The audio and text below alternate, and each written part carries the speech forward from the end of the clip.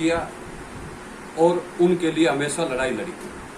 BP मंडल जी कई बार सांसद रहे, विधायक रहे और आखिर में जब पिछड़े वर्ग के आरक्षण के लिए उनको जिम्मेवारी दी तो उन्होंने एक मंडल आयोग की गठन किया गया और उस मंडल आयोग की सिफारिश पर उस समय की जो वर्तमान केंद्र सरकार थी, जो गठबंधन की सरकार थी, भाजपा के गठबंधन से चल रही थी, वीपी सिंह की सरकार के, उस समय इन्होंने मंडल आयोग की सिफारिश को सरकार के पास भेजा, लेकिन वहां पर वही मन्नुवादी सामंतवादी व्यवस्था के लोगों ने इसका विरोध किया और लगातार 1990 में ये सरकार के पटल पर रखती थी, लेकिन 1990 में सुप्रीम कोर्ट ने भी माना कि हाँ ये मंडल आयोग की सिफारिश लागू करनी चाहिए, आरक्षण लागू करना चाहिए, लेकिन वो मन्नुवादी व्यवस्था के लोगों ने लगातार 1990 से 1993 तक,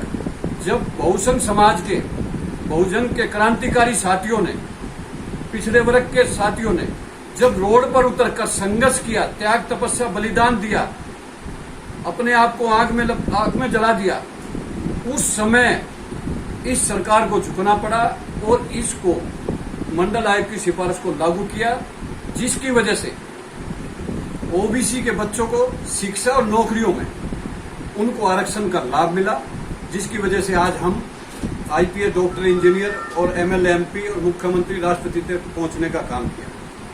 साथियों, उसी समय इसी मंडल आयोग के एवज में भाजपा ने उस समय की वर्तमान सरकार से समर्थन वापस लिया और उस सरकार को गिरा दिया। उसके बाद जो कर्पूरी ठाकुर के नेतृत्व में बिहार की सरकार चल रही थी, इन्हीं मन्नुवादी सामंतवादी लोगों ने उस सरकार को भी गिराया। मंडल आयोग की सिफारिश के लिए 27% आरक्षण के लिए दो सरकार की कुर्बानी देनी पड़ी। पता नहीं कितने लोगों ने रोड पर संघर्ष करते हुए अपने आप को आग में जलाने का काम किया, कुर्बानी दी, जब जाकर ये मंडल आयोग की सिफारिश लागू हुई। लेकिन मंडल आयोग की सिफारिश लागू होने के बाद भी आज 2021 चल रहा, आज भी ये 27% आरक्षण, चाहे वो SC/ST का 20.5% हो, 15.5%, 7.5%, वो आज तक पूरा आरक्षण नहीं दे पाए, क्योंकि कहीं ना कहीं ये मन्नुवादी व्यवस्था के लोग आरक्षण एक हाथ से देते हैं, दूसरे हाथ से छीनने का काम करते हैं। इसलिए साथियों, बीपी मंडल जी का बहुत बड़ा योगदान रहा है। उन्होंने जो आज पिछड़ों को जो 27% आरक्षण दिया, जिसके लाभ की वजह से आज हम लोग बड़े बड़े पदों पर बैठे हुए हैं, तो आज उनको याद करते हुए आज जरूरत है हम लोगों को, आज बहुजन समाज के सभी संगठनों को, सभी नेताओं को, सभी पार्टियों को, सभी बुद्धिजीवियों को एकजुट होने की जरूरत है, क्योंकि आज वर्तमान में हिटलरशाही सरकार बैठी हुई। आज बाबा साहब के संविधान को तोड़ा जा रहा, आज हिंदू मुस्लिम के मंदिर मस्जिद के नाम पर लड़ाया जा रहा, आज दलितों को पिछड़ों से लड़ाया जा रहा, पिछड़ों को दलितों से लड़ाया जा रहा। कहीं ना कहीं जो है पूरे 85 से 90% तो बहुसंघ समाज है, जो मूल निवासी है देश के, जिन्होंने जो इसको आजाद कराया। आजादी के बाद उन्हीं की वोट की ताकत से आज जितनी भी सरकारें आज तक बनी है 74 साल के अंदर, वो बहुसंघ समाज की वोटों की ताकत से बनी है।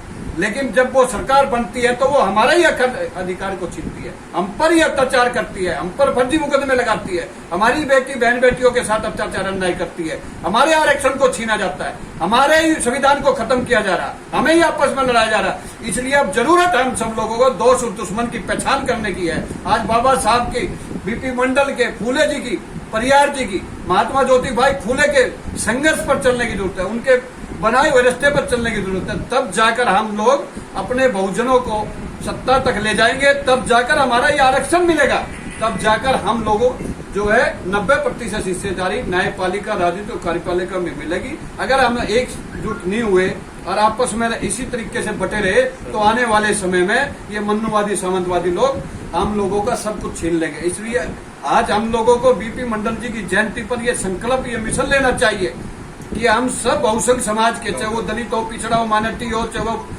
जो भी हमारे 85% के लोग हैं, वो एकजुट होने की तरफ चलें। और आज पूरे देश में सब एकजुट हो रहे हैं, जागरूक हो रहे हैं। पूरे देश के अंदर आज मंडल जयंती बनाई जा रही है और आज मैं देश की सरकार से मांग करता हूं, आज इस मंडल जयंती के अवसर पर, सामाजिक न्याय दिवस के अवसर पर, एक तो सबसे पहले आप पूरा 27% आरक्षण लागू करिए। और इसको राजनीति, शिक्षा, नौकरियों के साथ साथ राजनीति में इस आरक्षण को लागू करिए। दूसरा, मंडल आयोग की पूरी सिफारिश को लागू कीजिए। तीसरा, आज जो सबसे बड़ा मुद्दा वर्तमान में, जो आज देश में जो 10 साल बाद जो जनगणना होती है, जो अब जनगणना कोरोना की वजह से लेट हो रही है, तो अब सरकार ने लोकसभा में बयान दिया मानसून सत्र के अंदर नित्यानंद राय गृह राज्य मंत्री के द्वारा कि जनगणना के अंदर SC ST जनगणना के साथ OBC जातिवार या किसी की जनगणना नहीं होगी। मैं ये कहना चाहता हूं, जब देश के अंदर पेड़, पशु, पक्षियों की गिनती हो सकती है, हमारे मकानों की गिनती हो सकती है, हमारी गाड़ियों की गिनती हो सकती है, हमारे सब प्रॉपर्टी की गिनती हो सकती है, सब साधन की गिनती हो सकती है, तो जो एक वर्ग हमारा बचा हुआ है, पिछड़ा वर्ग, जो देश का सबसे बड़ा ताकत में, जो 72 करोड़ से 80 करोड़ के बीच में, जो देश का सबसे हर व्यक्ति, दूसरा व्यक्ति OBC वर्ग से आता है, तो उसको अलग श्रेणी में क्यों गिना जाता है? उसको भी SC ST जातिवार जनगणना के साथ OBC जातिवार जनगणना की भी आज हम जैन सामाजिक न्याय दिवस पर मांग करें। अगर आप OBC जातिवार जनगणना नहीं कराओगे तो OBC समाज इस जनगणना को कामयाब नहीं होने देगा और जनगणना नहीं होने देगा। जब तक आप OBC जनगणना नहीं कराओगे, हम OBC समाज के लोग 5 राज्यों के विधानसभा चुनाव हो या आने वाला 2024 का लोकसभा चुनाव हो, हम देश के प्रधानमंत्री को बताना चाहते हैं कि हम आपको वोट की ताकत से और रोड पर उतरकर संघर्ष की ताकत से भी आपको हरा कर दिखा देंगे। इसलिए आप 27 मंत्री आपने OBC के बना दिए, आप खुद OBC से प्रधानमंत्री हो, आपने 17 मंत्री SC ST के बना दिए, लेकिन 47 मंत्री बनने के बाद उन 47 का भला 47 करोड़ के आप आरक्षण को छीन रहे हो, आप उनको डॉक्टर, इंजीनियर, IPS बनने से रोक रहे हो। तो आज हमें 47 आदमी का भला नहीं करना, हमें देश का संविधान भी बचाना है और हम लोगों को जो संख्या के हिसाब से जो हमारा हक अधिकार है वो हमें लेना है। उसके लिए आप इसको पूरा लागू करिए और जो जनगणना हो रही है OBC जातिवार जनगणना कराइए, नहीं तो हम आपको वोट नहीं देंगे। दूसरा है क्रीमिलियर लगाकर आप हम लोगों को जो है आरक्षण से बाहर करे। इस क्रीमिलियर का बाबा साहब ने संविधान में कोई प्रावधान नहीं रखा। इस क्रीमिलियर को भी आपने एक अंग्रेज एक्ट के रूप में इस्तेमाल कर हमारे आरक्षण को खत्म किया जा रहा है। इसलिए क्रीमिलियर को भी आज सामाजिक न्याय दिवस पर मैं मांग करता हूं सरकार से, इस क्रीमिलियर की व्यवस्था को खत्म किया जाए। दूसरा, दिल्ली के अंदर आज पूरे भारतवर्ष से लोग आकर यहाँ पर उन्होंने अपना साधन से द्वारा, अपनी संघर्ष से द्वारा दिल्ली को सिंचा है। आज वो लोग जो है OBC के सर्टिफिकेट नहीं बना पाते क्योंकि 93 का एक्ट लगा हुआ है, 93 का एड्रेस प्रूफ चाहिए।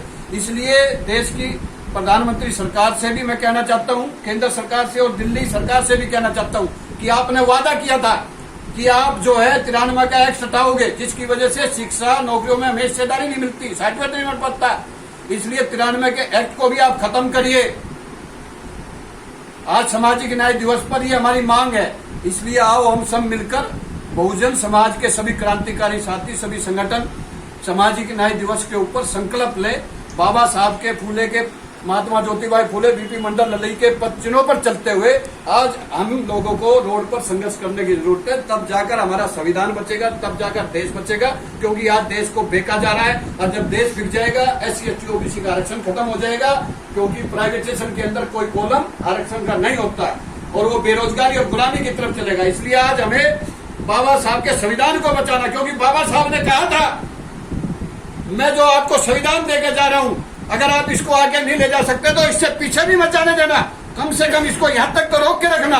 लेकिन आज हमारा आरक्षण भी खत्म हो रहा है, आज हमारा आत्म सम्मान भी खत्म हो रहा है और आज बाबा साहब के संविधान को भी बिल्कुल तोड़कर उसको जंतर मंतर पर जलाया जा रहा है। कहीं ना कहीं आज बहुसंख्य समाज के लोगों को आज बाबा साहब की उस बात को याद रखना चाहिए। शिक्षित बनो, संगठित बनो, जागरूक बनो, संघर्ष करो। अगर हम सब लोग ये करेंगे तब जाकर बाबा साहब का, BP मंडल जी का सपना पूरा होगा। तब जाकर हमारी बहुजनों की जो हकमारी हो रही है वो रुकेगी, तब जाकर ये देश और संविधान बचेगा। इसलिए आओ हम सब मिलकर BP मंडल की जयंती को सामाजिक न्याय दिवस के रूप में जो आज बनाया जा रहा है, मैं पूरे देश के बहुसंख्य समाज के लोगों को आज जयंती के अवसर पर बहुत बहुत बधाई देता हूँ। और आप सब लोग एकजुट होकर अपने महापुरुषों के पद चिन्हों पर चलोगे तो आपको हक अधिकार मिलेगा। देश में सत्ता में बैठोगे, जो सत्ता में होता है उसके हक अधिकार नहीं छीने जाते, उस पर अत्याचार अन्याय नहीं होता। जो सत्ता से बाहर होता उसी पर अत्याचार अन्याय होता है, उसी के हक अधिकार को छीना जाता है। इसलिए आओ हम सब मिलकर अपनी वोट को पैसों में बेचना बंद करें। अपनी वोट को कांग्रेस हो या बीजेपी, कोई भी पार्टी जो सामंतवादी के खिलाफ, उसको वोट देना बंद करें और अपने बहुसंख्य समाज के लोगों को वोट देकर अपनी सत्ता बनाकर इस देश को और सभी लोगों को आगे ले जाने का काम करें। जय भीम, जय फूले, जय मंडल, जय लड़ई, जय हिंद, जय भारत।